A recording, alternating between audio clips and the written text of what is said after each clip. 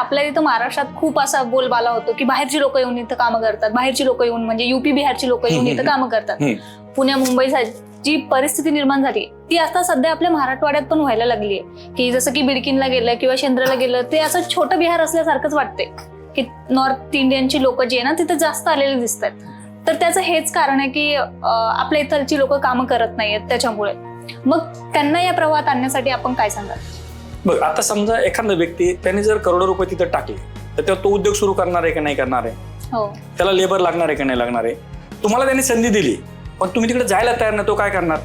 बाहेरून लोक बोलवणार ना, बरोबर? म्हणजे युपी बिहारच्या लोकांनी इथे येऊन काम करणे किंवा पुणे मुंबई सारखी त्यांची संख्या वाढणं याच्यात मला तरी वाटतं काही चूक नाही. कारण याच्यात चूक कोणाची तर स्थानिक जे लोक आहेत, बरोबर आहे, जे आज गाव सोडायला तयार नाही, पार सोडायला तयार नाही, कट्टा सोडायला तयार नाही, पाटीलकी सोडायला तयार नाहीये, बरोबर आहे.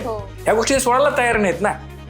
काय संधी मिळते हे बघायला तयार नाहीये. मग बाहेरचे लोक येऊन करणार का नाही करणार? बरोबर. मग आता तुझा एवढा मोठा तुमचा स्टुडिओ आहे, बरोबर आहे, समजा इथं काही लोक आहे आणि जे कामच करणार नसेल तिथले ओनर काय करणार?